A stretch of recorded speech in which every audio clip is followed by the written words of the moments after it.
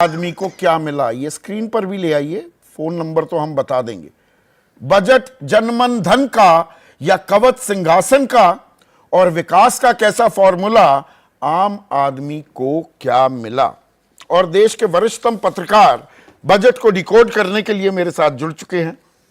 सीधी बात करते हैं। प्रभु चावला पैनल में सबसे तजुर्बेकार भी हैं, इकोनॉमिक्स भी पढ़ाते थे अपने करियर की शुरुआत में। हिंदुस्तान टाइम्स के पॉलिटिकल एडिटर विनोद शर्मा मेरे साथ जुड़ गए हैं। जाने माने राजनीतिक विश्लेषक अभय दुबे, वरिष्ठ पत्रकार विनोद अग्निहोत्री और वरिष्ठ पत्रकार और सत्यहिंदी.com नाम का डिजिटल प्लेटफॉर्म भी चलाते हैं आशुतोष मेरे साथ जुड़ गए हैं। आशुतोष, बजट है तो बही खाता, लेखा जोखा, आमदनी और खर्च का, लेकिन यह आर्थिक दस्तावेज होने के साथ साथ एक राजनीतिक दस्तावेज भी होता है। किसका पुट ज्यादा दिखा? बजट की सबसे बड़ी हेडलाइन आपकी निगाह में क्या दिखी या क्या मिली? देखिए, इसकी सबसे बड़ी हेडलाइन तो संदीप इसी बात को लेकर यह है कि दरअसल ये इस बात का दस्तावेज है और इस बात की गवाही है कि 2024 में भारतीय जनता पार्टी को बहुमत का आंकड़ा नहीं मिला। इसलिए उस दौरान जो कुछ भी गलतियां मोदी सरकार की तरफ से की गई है, उन सारी गलतियों को दुरुस्त करने की कोशिश इसमें दिखाई पड़ी है। जो सरकार लगातार 2019 के चुनाव में और 2024 के चुनाव में लगातार इस बात को इग्नोर कर रही थी कि दरअसल बेरोजगारी किसी तरीके की समस्या है। और आपको याद होगा, हाल में आरबीआई ने एक डेटा दे दिया कि 8 करोड़ लोगों को रोजगार मिला है।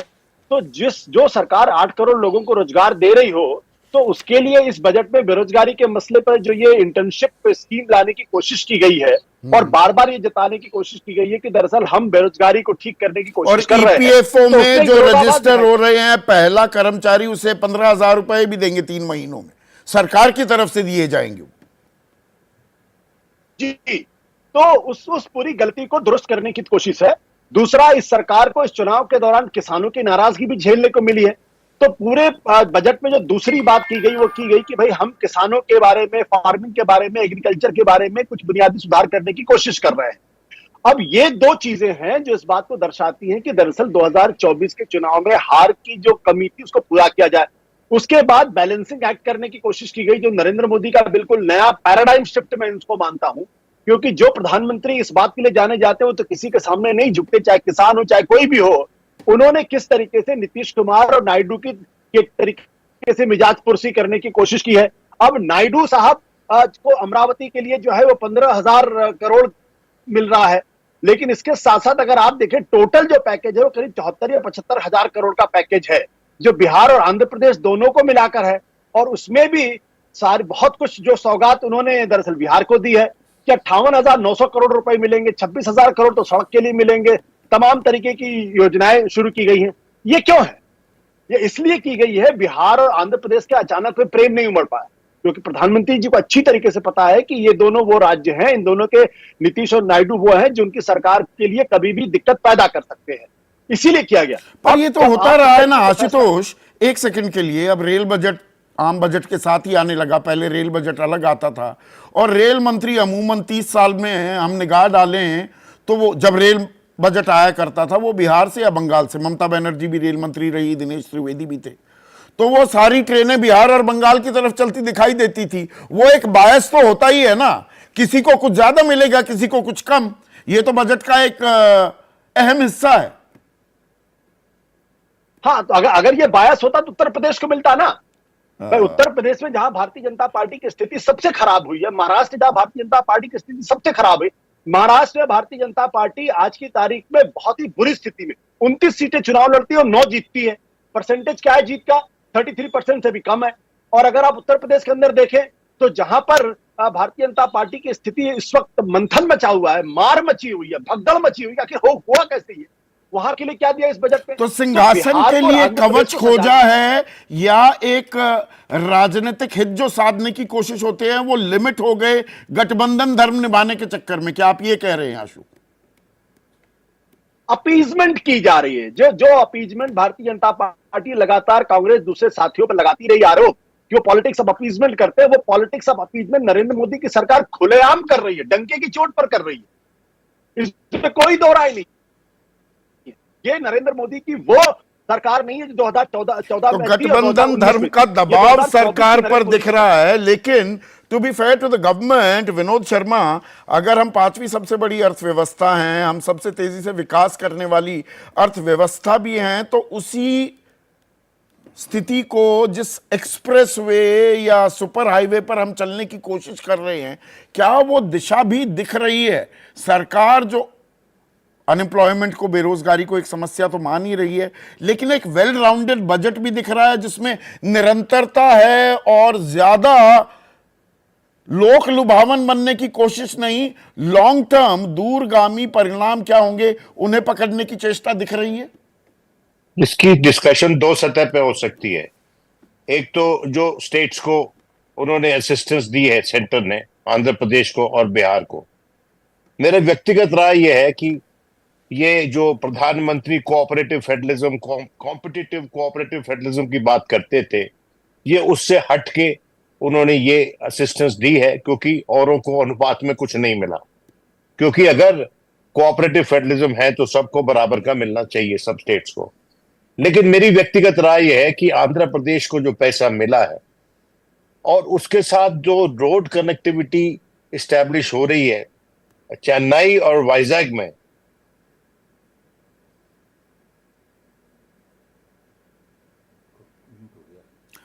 अनम्यूट कीजिए विनोद, मेरे ख्याल से आपका ऑडियो सडनली हमें नहीं सुनाई दे रहा है। हाँ, मैं ये कह रहा हूं कि ये जो रोड कनेक्टिविटी वाइजैग से और चेन्नई के बीच में और जो रोड कनेक्टिविटी हैदराबाद और बेंगलुरु के बीच में, वो प्रोजेक्ट्स भी, उसका भी मेंशन माननीय फाइनेंस मिनिस्टर ने आज किया। तो ये जो रोड कनेक्टिविटी है ये आंध्रा की इकोनॉमी को बूस्ट देगी और उसके साथ साथ ये जो कर्नाटक और चेन्नई है इनके साथ एक ट्रायंगल बनेगा जो मैं समझता हूं साउथ इंडिया के लिए एक अच्छी, तो साउथ इंडिया के लिए अच्छी हुई। बात है। आपका वीडियो कनेक्शन चला गया है, मैं उसको दुरुस्त करा रहा हूं, लेकिन जो ये संघीय ढांचे को मजबूत किया जा रहा है या गठबंधन धर्म की ये अपने आप में मजबूरी है और मौका मिलता है उद्धव ठाकरे को निशाना साधने का, क्योंकि महाराष्ट्र में भी चुनाव है और अभी हरियाणा में भी है, तो हर राज्य कह रहा है कि भाई हमें भुला गए, हमें भुला गए। तंज कस रहे हैं अखिलेश यादव भी कि अरे भाई यूपी का क्या।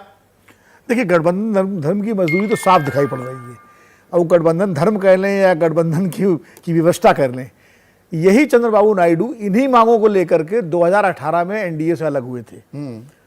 यही सारी मांगे थी अमरावती को लेकर के पैकेज, उसमें मुख्यमंत्री थे, एनडीए में थे 2014 से लेकर 2018 तक, और इन्हीं मुद्दों को लेकर अलग हुए थे। तब कोई परवाह भारतीय जनता पार्टी ने, प्रधानमंत्री जी ने नहीं की थी, क्योंकि तब उनके पास 283 का अपना बहुमत था और बाकी सहयोगी दल थे। तो और लेकिन इस बार 15,000 करोड़ तो सीधे दे दिए, और जो हाईवे प्रोजेक्ट की बात कर रहे हैं विनोद शर्मा जी, वो भी पहुंच गए।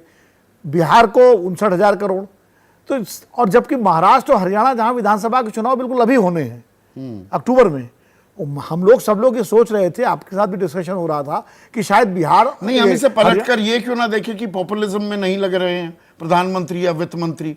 भाई कौन रोक सकता था? बिहार के बजाय महाराष्ट्र या हरियाणा में भी देने लगते, फिर कहते वहां चुनाव है, देखो वहां दे दिया। ये तो सवाल उठाने वाले तो उठाते रहेंगे। जिनको दिया है वही रोक सकते थे ना। हाँ, जिनको दिया है वही रोक सकते थे, क्योंकि उन्हीं की तो मांग थी ना कि बिहार को विशेष सहायता दी जाए, विशेष राज्य न सही विशेष सहायता दी जाए, और आंध्र प्रदेश का 2 बार चंद्रबाबू नायडू आकर के अपना डिमांड चार्टर दे गए थे। वो तो 70-75,000 करोड़ की डिमांड कर रहे थे, वो तो 15,000 करोड़ मिला है अभी तो। उन्होंने कहा भी है, और अभी ये नहीं मालूम कि वो मुतमईन भी हैं, इससे खुश हैं कि नहीं है। नहीं, उन्होंने क्या कहा है? उन्होंने कहा है अभी तो सिर्फ ऑक्सीजन मिली है वेंटिलेटर पे पड़े हुए पेशेंट को इस राज्य को, यानी अभी तो विटामिन मिलना बाकी है, अभी बहुत सारी मेडिसिन मिलना बाकी है। तो ये है। तो राजनीतिक पहलू हो गए, लेकिन अब असल बात पर आते हैं प्रभु, और वो है आम आदमी की बात। आम आदमी के लिए होता है ना, हम टैक्स देते हैं, ये बही खाता जो दिया जा रहा है ये हमारी कंट्रीब्यूशन ही है, कोई अपने आप तो कोई नोट छापने की मशीन लगा नहीं सकता। तो आम आदमी को क्या मिला है? अगर हम आयकर से शुरू करें, क्या आप थोड़ा सा इसमें अचंभे में थे कि पुरानी कर व्यवस्था को तो बिल्कुल कोई तवज्जो नहीं दी गई, ना वहां पर कोई आपको छूट मिली है। नई कर व्यवस्था जो दरअसल खर्च बढ़ाने के लिए आपको प्रोत्साहित करती है, ना कि बचत करने के लिए, वहां 17,500 रुपए आप बचा पाएंगे। ये थोड़ी उल्टी धारा चल रही है क्या? भारतीय परंपरा भी जो है हमारी सेविंग टू जीडीपी रेशो 32 से घटकर 8% पर आ गई है। संदीप, पहले तो मिडिल क्लास या गरीब आदमी दोनों को मिलाएंगे तो गड़बड़ हो जाएगी। और मेरे को 2-4 पॉइंट इकट्ठे बोलने दीजिए एकदम, क्योंकि आपने बड़े महत्वपूर्ण इश्यू उठाया है कि गरीब आदमी को छोड़ दीजिए, वो तो इनकम टैक्स देता नहीं है। आपने शुरू में कहा कि 9 करोड़ रुपए इनकम टैक्स देते हैं।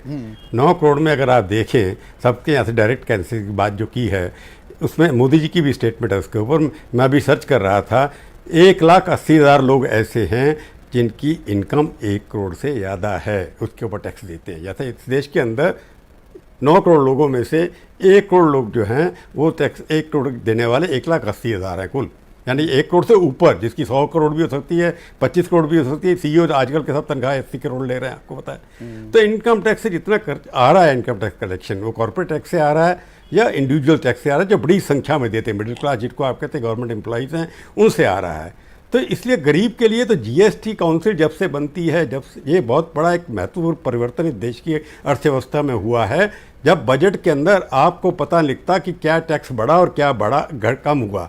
पहले हमको लगता था कि पता लगता है साबुन महंगा हो गया, एयर कंडीशनर सस्ते हो गए, जूते महंगे हो गए, इंपोर्टेड चीज़ें महंगी, ये सब पता लगती थी, उसका इंटरेस्ट रहता था, और सब चीज़ें जीएसटी में चली गई।